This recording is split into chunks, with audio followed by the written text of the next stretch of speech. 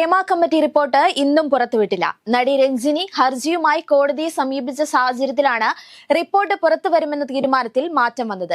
തിങ്കളാഴ്ച കോടതിയിൽ കേസ് പരിഗണിച്ചതിന് ശേഷം തുടർ തീരുമാനമെടുക്കുമെന്ന് സാംസ്കാരിക വകുപ്പ് അറിയിച്ചിട്ടുണ്ട്. സംസ്ഥാനത്ത് ഓട്ടോറിക്ഷകൾക്കുള്ള പെർമിറ്റിൽ ഇളവ്. കേരളം മുഴുവൻ ഇനി മുതൽ ഓട്ടോറിക്ഷകൾക്ക് സർവീസ് നടത്താനായി പെർമിറ്റ് അനുവദിക്കും. അപകട നിരക്ക് കൂട്ടുമെന്ന മുന്നറിയിപ്പുകൾ തള്ളിയാണ് CITUവിന്റെ ആവശ്യപ്രകാരം സംസ്ഥാന ട്രാൻസ്പോർട്ട് അതോറിറ്റിയുടെ സുപ്രധാന തീരുമാനം. ഓട്ടോറിക്ഷകൾക്ക് ജില്ലാ അതിർത്തിയിൽ നിന്നും 20 കിലോമീറ്റർ മാത്രം യാത്ര ചെയ്യാനായിരുന്നു ഇതുവരെ പെർമിറ്റ് നൽകിയിരുന്നത്. ഷിരൂരിൽ കാണാതായ മലയാളി ലോറി ഡ്രൈവർ അർജുനെ കണ്ടെത്താനുള്ള ദൌത്യം തുടരുന്നത് സംബന്ധിച്ച തീരുമാനം കർണാടക സർക്കാരിന് വിട്ട് ഉത്തര കന്നഡ ജില്ലാ ഭരണകൂടം. ഗംഗാവലി പുഴയിലെ തെരച്ചിൽ ഇന്നലെ താൽക്കാലികമായി നിർത്തിയിരുന്നു. പുഴയിലെ മണ്ണും മരക്കഷ്ണങ്ങളും ഉൾപ്പെടെ നീക്കം ചെയ്യാതെ ലോറി കണ്ടെത്താനാകില്ലെന്നാണ് ഈശ്വർ മാൽപെ ഉൾപ്പെടെയുള്ളവർ അറിയിച്ചത്. ഡ്രഡ്ജർ എത്തിക്കാതെ ഇനി ദൌത്യം തുടരാനാകില്ല. ഈ സാഹചര്യത്തിലാണ് ഇന്ന് ഉന്നതതല യോഗം ചേർന്ന് തീരുമാനം സർക്കാരിന് വിടാൻ തീരുമാനിച്ചിരിക്കുന്നത്. ഡ്രഡ്ജർ എത്തിക്കുന്നതിന്റെയും ഉപയോഗിക്കുന്നതിന്റെയും ചെലവ് എങ്ങനെ വഹിക്കുമെന്നതിൽ അവ്യക്തത നിലനിൽക്കുകയാണ്.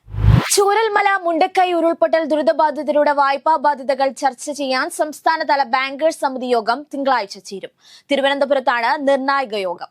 ദുരിതബാധിതരുടെ വായ്പകൾ മൊറട്ടോറിയം പ്രഖ്യാപിക്കുന്നതുൾപ്പെടെ യോഗത്തിൽ ചർച്ചയാകും. ഉരുൾപൊട്ടലിന്റെ ഇരയായി എല്ലാം നഷ്ടപ്പെട്ടവരുടെ ബാങ്ക് വായ്പകളടക്കം സാമ്പത്തിക ബാധ്യതയിലും തിരിച്ചടവിലും മാനുഷിക പരിഗണന നൽകണമെന്ന് വിവിധ കോണുകളിൽ നിന്നും ആവശ്യം ഉയർന്നിരുന്നു. കൊൽക്കത്തയിൽ വനിതാ ഡോക്ടറെ ബലാത്സംഗം ചെയ്ത് കൊലപ്പെടുത്തിയ കേസിൽ പ്രതിഷേധം കടുപ്പിച്ച് ഡോക്ടർമാർ. IMAയുടെ 24 മണിക്കൂർ രാജ്യവ്യാപക സമരം നടക്കുന്നു. അടിയന്തര സേവനം ഒഴികെയുള്ളവ ബഹിഷ്കരിച്ചാണ് പ്രതിഷേധം. സംസ്ഥാനത്ത് മെഡിക്കൽ PG അസോസിയേഷന്റെ നേതൃത്വത്തിലും സമരം ആരംഭിച്ചു. സംസ്ഥാനത്തെ സർക്കാർ സ്വകാര്യ ആശുപത്രികളിൽ OP ഡോക്ടർമാർ OP ബഹിഷ്കരിച്ചിരിക്കുകയാണ്. മൈസൂരു അർബൻ ഡെവലപ്മെന്റ് അതോറിറ്റിയുടെ സ്ഥലം അനുവദിച്ചതിൽ ക്രമക്കേട് നടത്തിയെന്ന കേസിൽ കർണാടക മുഖ്യമന്ത്രിയും മുതിർന്ന കോൺഗ്രസ് നേതാവുമായ സിദ്ധരാമയ്യയെ വിചാരണ ചെയ്യും. പ്രദീപ് കുമാർ, TJ എബ്രഹാം, സ്നേഹമായി കൃഷ്ണ എന്നിവരുടെ ഹർജിയെ തുടർന്നാണ് ഗവർണർ താവർചന്ദ് ഗെഹ്ലോട്ട് പ്രോസിക്യൂഷന് അനുമതി നൽകിയത്.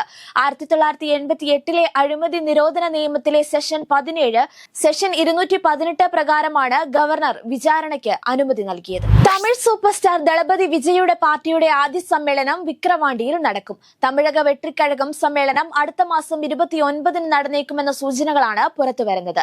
തിരുച്ചിറപ്പള്ളിയിലെ റെയിൽവേ ഗ്രൗണ്ടിൽ സമ്മേളനം നടത്താനായിരുന്നു ആദ്യ തീരുമാനം. എന്നാൽ റെയിൽവേ അനുമതി നിഷേധിച്ചതോടെയാണ് വിഴുപ്പുറത്തേക്ക് മാറ്റിയത്. സെപ്റ്റംബർ 12-ന് പാർട്ടി പതാക അവതരിപ്പിച്ചേക്കുമെന്നും സൂചനയുണ്ട്.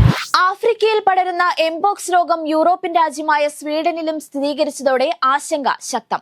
അടുത്തിടെ ആഫ്രിക്ക സന്ദർശിച്ചു മടങ്ങിയ സ്വീഡിഷ് പൗരനാണ് രോഗബാധ ഉണ്ടായത്. വൈറസ് പടരുന്ന സാഹചര്യത്തിൽ ലോകാരോഗ്യ സംഘടന കഴിഞ്ഞ ദിവസം ആഗോള ആരോഗ്യ അടിയന്തരാവസ്ഥ പ്രഖ്യാപിച്ചിരുന്നു. ഓർത്തോപോക്സ് വൈറസ് ജനുസിൽപ്പെട്ട മങ്കി പോക്സ് വൈറസ് മൂലമുണ്ടാകുന്ന രോഗമാണ് എംപോക്സ്.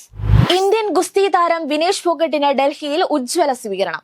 പാരീസ് ഒളിമ്പിക്സ് സമാപിച്ച് ദിവസങ്ങൾക്ക് ശേഷമാണ് വിനേഷ് ഫോഗട്ട് ഡൽഹിയിലെത്തിയത്.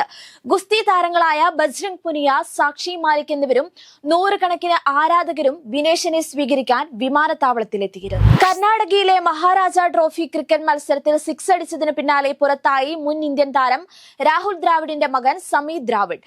വെള്ളിയാഴ്ച ബംഗളൂരു ബ്ലാസ്റ്റേഴ്സിനെതിരെ 2ാം മത്സരം കളിക്കാനിറങ്ങിയ സമീത് 7 പന്തുകളിൽ നിന്ന് 2 റൺസ് എടുത്ത് പുറത്തായി. ബംഗളൂരു ബോളർ ഗണേശ്വർ നവീൻ എറിഞ്ഞ 7ാം ഓവറിലെ 4ാം പന്താണ് സമീത് സിക്സർ പറത്തിയത്.